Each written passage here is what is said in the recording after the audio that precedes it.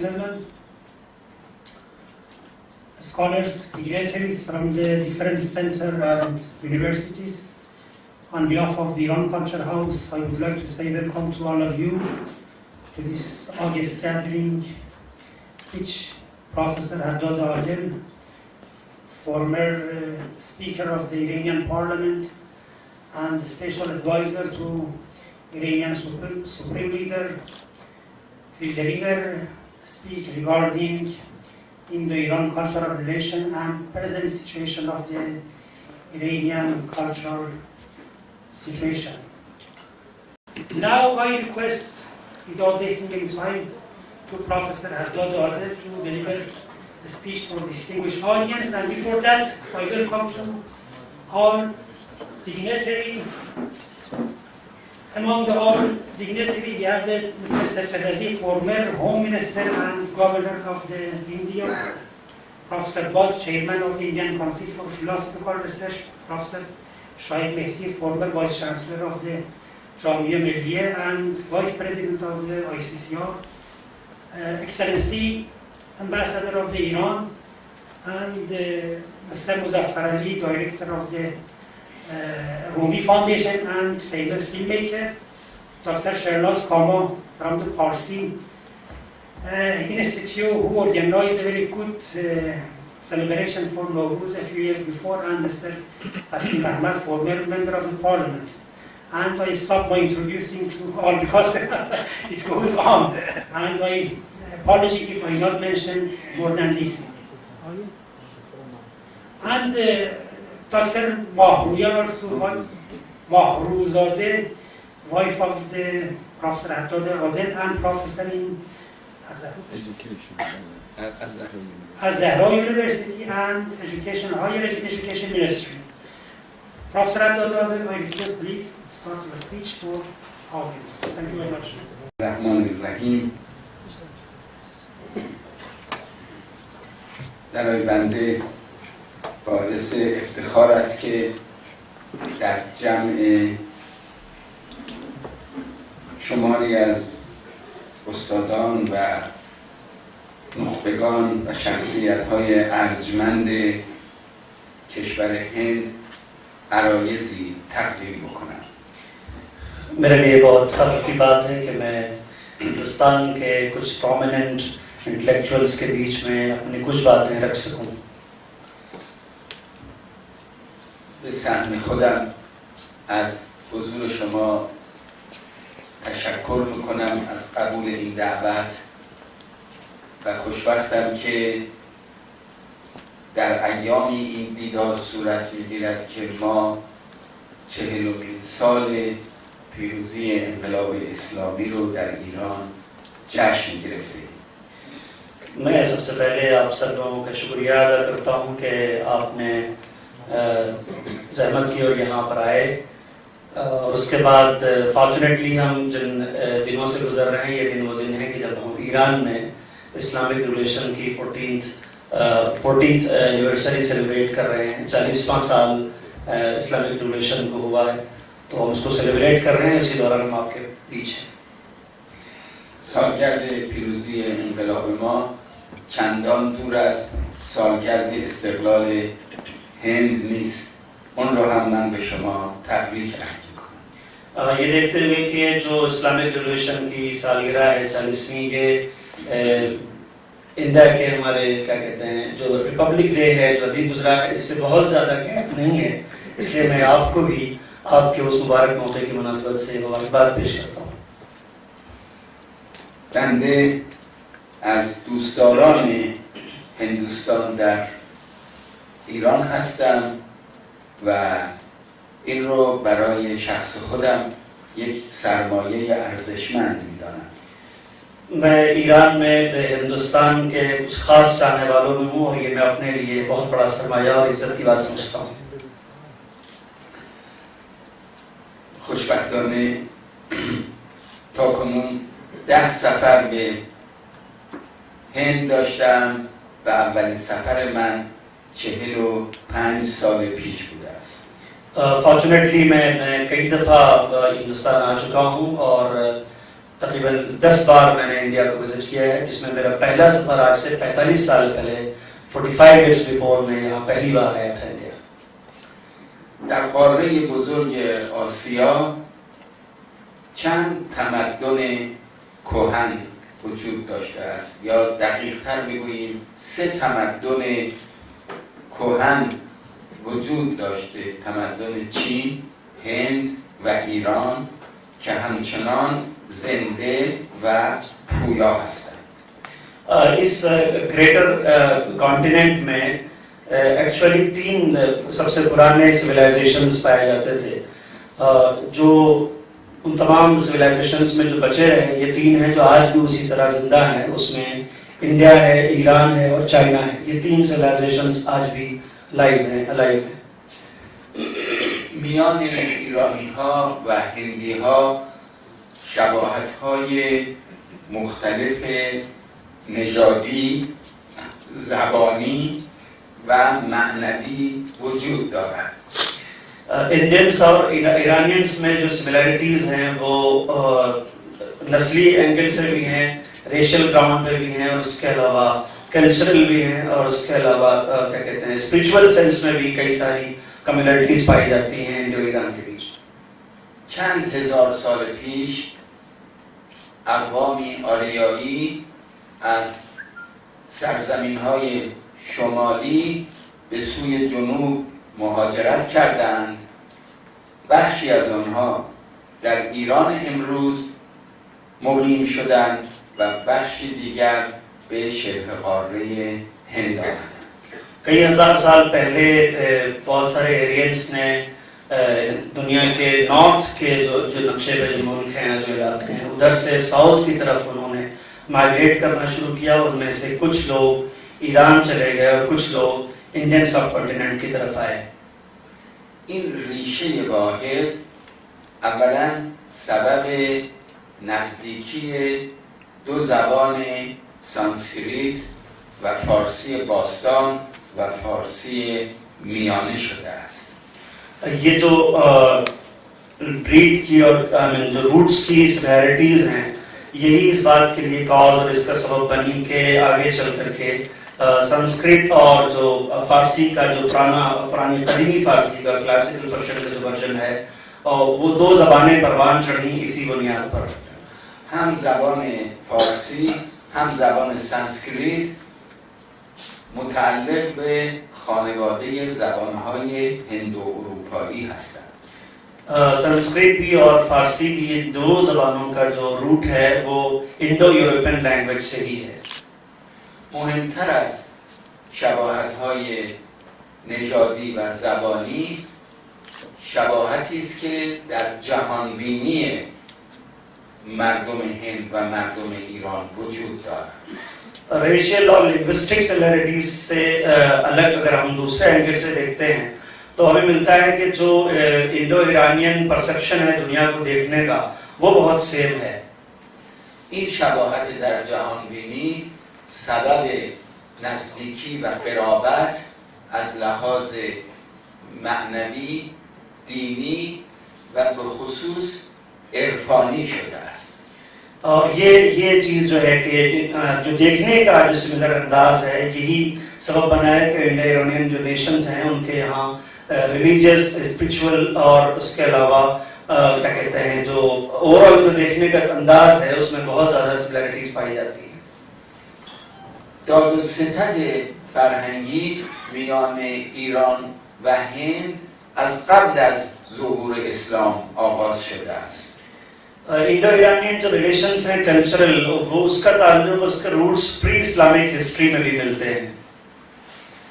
به عنوان نمونه کتاب کلیله و دمنه شما هندیان از طریق ترجمه به زبان پهلوی و بعداً به عربی و بعد به فارسی بود که در سراسر جهان منتشر شد و شناخته شد. जिसकी एक बहुत बड़ी मिसाल ये है कि करीले वदन्ना जो कि इंडियन ओल्ड टेक्स्ट का ही ट्रांसलेशन है, वो फारसी और पहलवी ज़बान के ट्रांसलेशन की वजह से ही पूरी दुनिया में नश्र हुआ, पूरी दुनिया में उसको अप्रिसिएशन मिला। ترجمه اون به عربی هم توسط ایرانی ها شده. और उसका जो अरबिक ट्रांसलेशन है वो भी ईरानियन ट्रांसलेटर ने किया है। در واقع اولین دستی که کلیله و دمنه را در حدود 1500 سال پیش از شما هندیان تحویل گرفت دست ایرانی ها بود. So in fact जो आज से 1500 साल पहले जिसने करीला व दन्ना का जो टेक्स्ट ओरिजिनल था इंडिया का उसको अपने हाथों में थामा और उसको इंटरनेशनली उसको इंट्रोड्यूस कराया, वो भी एक ईरानी। تا همین حدود 100 سال پیش علامت باسوادی و تحصیل کردگی دانستن زبان فارسی بوده است در هند. ऑलमोस्ट लगभग 100 साल पहले तक फारसी जानना एक इंसान के लिटरेट होने की अलामत समझा जाता था हमारे इस पूरे कॉन्टिनेंट में।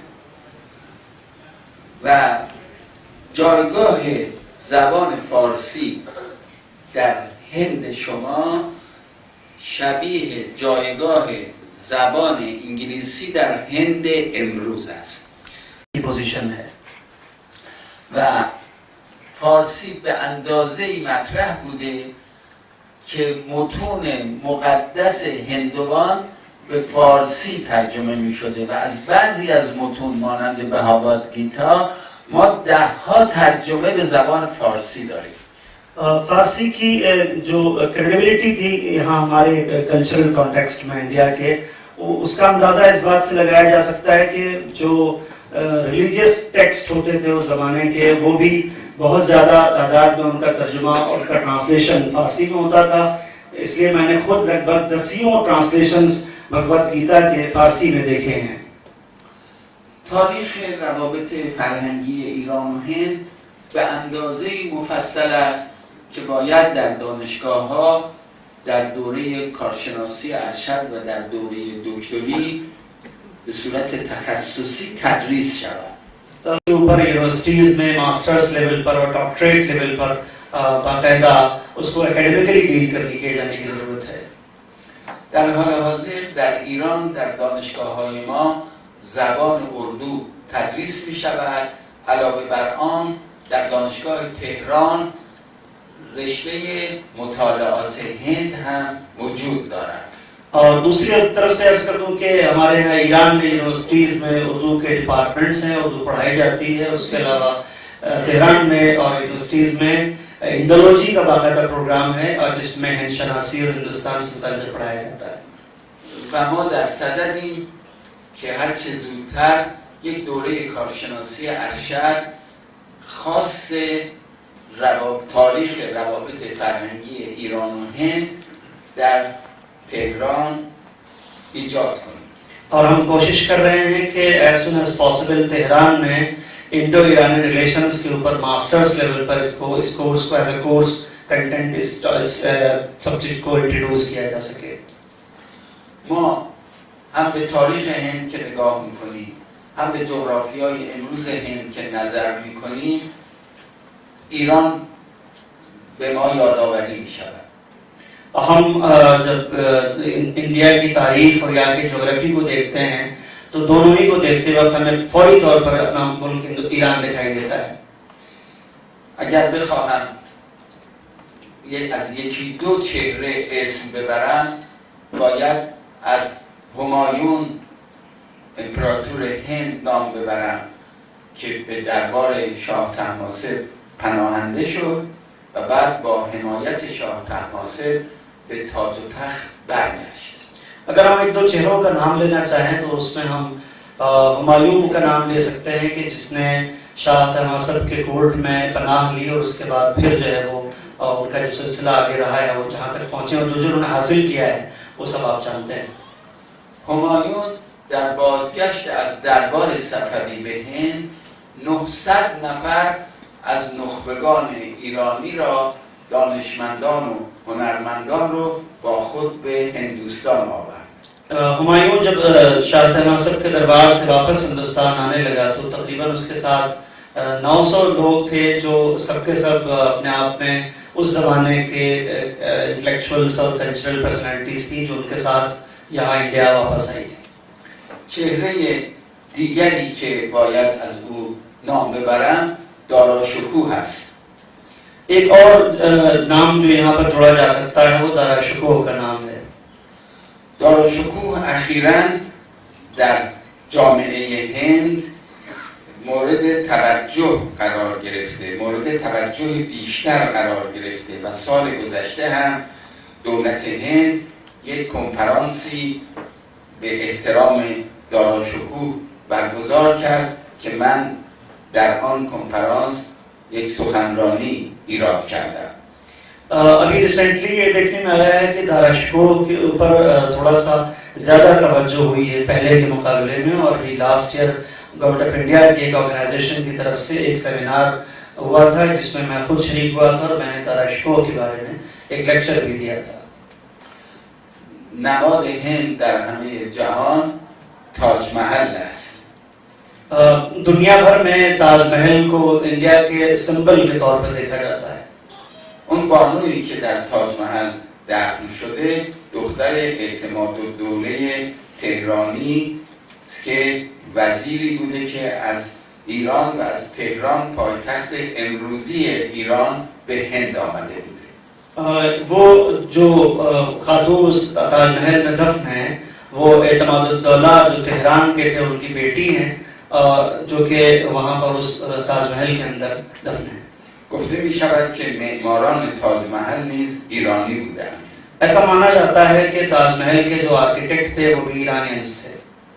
خوشبختانه این روابط خوب تاریخی فقط به گذشته تعلق ندارند. امروز نیز روابط دو دولت ایران و هند و دو ملت ایران و هند بسیار خوب است. फॉर्चुनेटली ये सब जो रिलेशंस हैं और बायलैटरल टाइज के सिलसिले हैं ये सब कुछ सिर्फ पास्ट से हमारे बीते ज़माने से रिलेटेड नहीं है, बल्कि ये सिलसिला आज भी बेहतर अंदाज में जारी है. مخصوصا در 40 سال بعد از پیروزی انقلاب اسلامی روابط ما با هند فراز و فرود نداشته بلکه همواره صعودی و رو به پیشرفت بوده است. फॉर्चुनेटली इस्लामिक रिवॉल्यूशन के बाद भी इन रिलेशंस के ऊपर जो इंडो ईरान रिलेशंस हैं इनके ऊपर कोई ऐसा ज़माना नहीं है जिससे कहा जाए कि इसमें कुछ डाउनफॉल हुआ हो, बल्कि ये इंक्रीजिंग मैनर में आगे की तरफ बढ़ रहा है. یک علت دوستی دو ملت ایران و هند این است که در دوران معاصر هم مردم هند طعم تلخ استعمار را چشیده‌اند و هم مردم ایران طعم تلخ سلطه را چشیده‌اند. मेरे ख्याल से जो इंडो ईरान जो अक़वाम है, जो नेशंस हैं, उनके दरमियान जो फ्रेंडशिप का एक माहौल है उसका एक बहुत मेजर रीज़न ये हो सकता है कि दोनों ही कंट्रीज़ के जो एक्सपीरियंसेस है वो बहुत सिमिलर हैं. इंडिया ने भी ब्रिटिश कॉलोनिज्म को और उसके रंज और उसके दर्द को चखा है, और ईरान ने भी समहाउ इस्लामिक रिवॉल्यूशन से पहले कुछ इसी किस्म की चीज़ को एक्सपीरियंस किया है. وقتی شما بر انگلیسی ها پیروز شدید و به استقلال رسیدید مردم ایران هم یک نفسی کشیدند. जब इंडिया में हिंदुस्तानियों को आज़ादी मिली और ब्रिटिशर्स को यहाँ से बाहर किया गया तो सिर्फ हिंदुस्तानी खुश नहीं हुए बल्कि ईरानियों ने भी राहत की सांस ली. ما می توانیم بگوییم که نهضت ملی شدن نفت که در ایران چند سالی بعد از استقلال هند آغاز شد تأثیر پذیرفته از شکست انگلیسی ها در هند بود. Professor Butt to give his comments. I want to mention some of the scholars' names which I forgot in the beginning.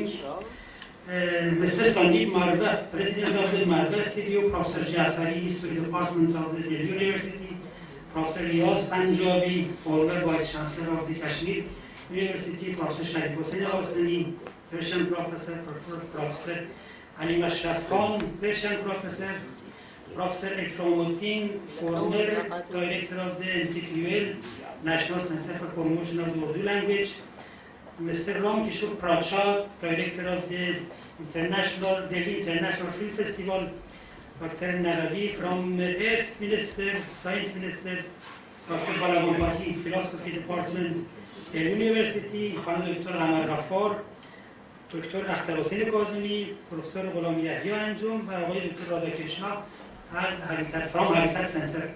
I now request Professor Pat to give his comment. Thank you.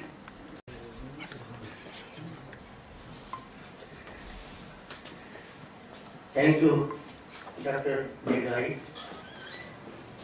I am really fortunate in welcoming and also listening to the learned discourse of Professor Adil, who is my professional colleague, because he also has been a professor of philosophy. I have also taught philosophy all these years in my life. And he is not only well steeped in theoretical philosophy, but also the applied philosophy in the field of political governance. And therefore, philosophy is at once both mode of thinking and a way of living. And he, in fact, has a symbiosis of both the dimensions of philosophy.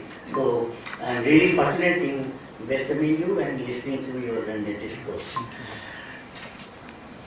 I regard India and Iran as cultural cousins, having very intimate relationships in the past, in the medieval times, and also in modern times. And the two countries have contributed in the richness of global civilization and culture. Indian culture could go to the West only through Iran, and therefore Iran has been the gateway for dissemination of knowledge of Indian thinkers, seers and sages. And therefore we very much appreciate the contribution of Iran for disseminating Indian wisdom.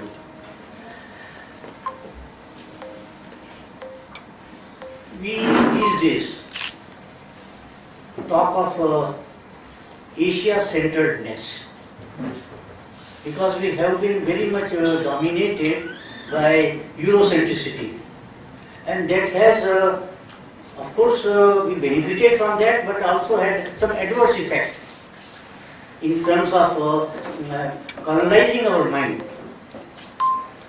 Our intellectual freedom we lost because of Western impact. The cross-materialism, consumerism, or egocentricity, well, that has adversely affected our mode of thinking and way of living, and it's high time that we adopt Asia-centricity. In our country, therefore, we talk of look east and act east. This is the policy of the present government of India. This is because Western mode of thinking is divisive, is separatist, whereas Asian mode of thinking is holistic, wherein always there is insistence on peace and harmony. They may talk of clash of civilizations, but in Asia we have never talked of clash of civilizations. We only talked of assimilation of diverse cultures. And therefore India and Iran therefore have a common mindset. And I think that mindset is conducive to global well-being. In our modes of thinking, I don't say mode of thinking, we say modes of thinking. We believe that there can be alternative approaches to reality. There should not be any regimentation in thought. There can be different approaches to the same situation, different solutions of the same problem. And here we make a symbiosis between material progress and spiritual enhancement. The two should go together. Mere material progress is lopsided, and mere spiritual realization effort to that, I think, is also not very much healthy. So the two should go together, matter and spirit. That sort of harmony we have put forth in our cultural traditions, and accordingly we believe that emphasis should be given on education. We regard education as the sole means for self-realization, self in the material aspect is also in the spiritual aspect. Spread of education, you have pointed out how during last 40 years you have had tremendous progress in the field of education. In India also we are doing the same thing. We have many Iranian students studying in Indian universities. ICCI is offering a good number of scholarships as well. And our Indian students also might be going, I don't know, but might be going to Iran for further studies in different areas. But there should be more and more reciprocal exchange, not only among the students, but exchange of ideas.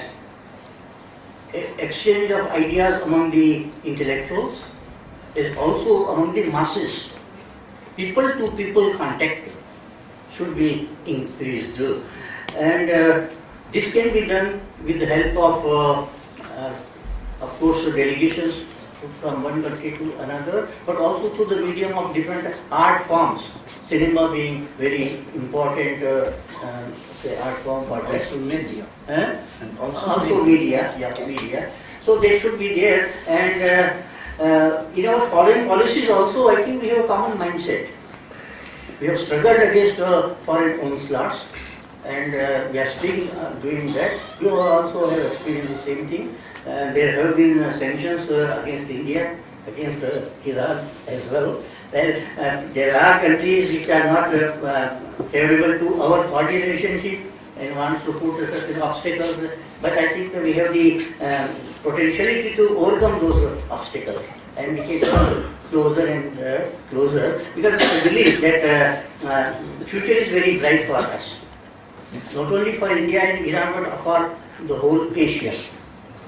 And therefore, there should be some sort of homogeneity in Asian countries.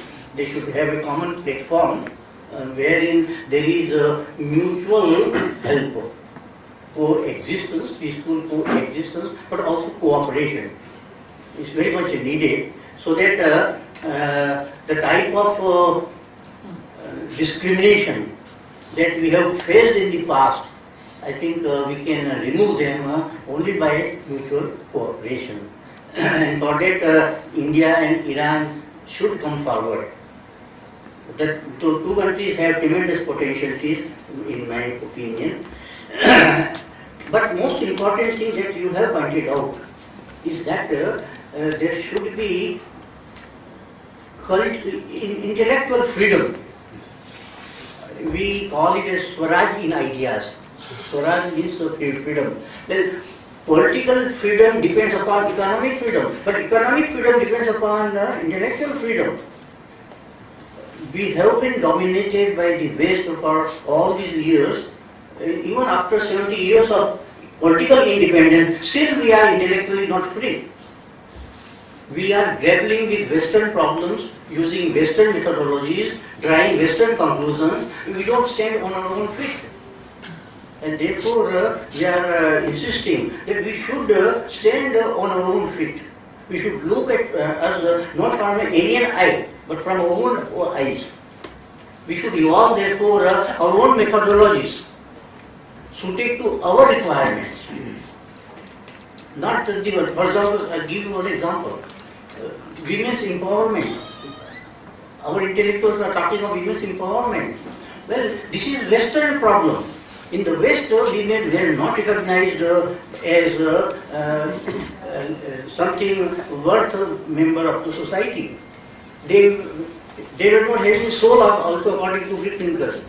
According to Descartes, women were just a rib in the body, no independent status. Whereas in our tradition, we regard women as a source of all power. We call it as a power embodied person. So our approach was altogether different. but we have been dominated by the Western ideas and talking of Western problems as if they are our own problems. So this, I call it flunkyism. This intellectual flunkyism, I think we should overthrow. And we should think on our own. And we have very vast cultural heritage. Our heritage is synthetic heritage, wherein we have many tributaries coming together. Well, that sort of synthetic heritage we must propagate and strengthen.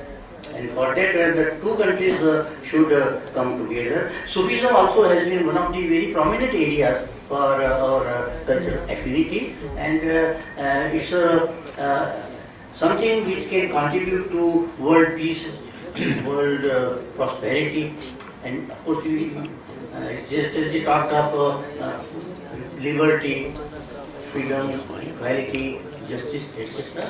They are there in the preamble of our constitution, but they should be there for as the value schema for the whole humankind. They are not just the values meant for India; they are meant for the whole humanity, and they should be projected. And not only projected, they should be systematically pursued also. Effort should be there, and it should be cooperative, combined effort. Peace can't be piecemeal. It has to be global. Justice can't be in one part of the globe and may leave the other part full of injustice. So, mutual and reciprocal cooperation, coexistence, cooperation, and mutual caring and sharing, co-enjoyment. I think this should be our policy, and I hope that India Cultural House in Tehran and Iranian Cultural House in India may come together and propagate this ideal which has been our goal for centuries. I think I'd like to thank you for very, very enlightening thought received from you. I feel that we need a macro vision. Between the two countries, we are thought leaders. I think that's a very important understanding we need. And everything has been said. I think what Professor Bhatt said, it's all covered in what I feel and what I think. But our approach should be very qualitative. It has to be composite and dynamic. We've got a lot of things that we can share with the world. We've got communication, we've got media, we've got the arts, we've got craft. Everything we've influenced each other over the centuries. We need to look at it in a dynamic way for the whole world. We can be world rulers if we understand what we can give each other and what we can together give to the world. So I think it's a very important, thought-provoking session you've had. And the biggest thing is the language of moving images, which America has owned, and America can profess in 100 years from now. The language of moving images is a medium which will end all armed conflicts from the face of this earth and bring about true brotherhood of man. They've understood it and they have used it, and they've used it to wash their sins also, to dominate the world. But unfortunately, we are not understanding the power of this medium. You have to understand the power and the purpose of this medium. You have to have a drone attack. Unless you understand exactly what is going wrong in the world and how you can save it, I think we are lost. These few words, I'd like to have a detailed exchange of ideas with you. I mean, you're very enlightened, very learned, seen the world, seen the change. So we'd like to share this change and be part of the change. Thank you. Thank you very much, Mr. Muzaffar Ali. I think we have time for one question only. If any question, only one question. I would like to ask that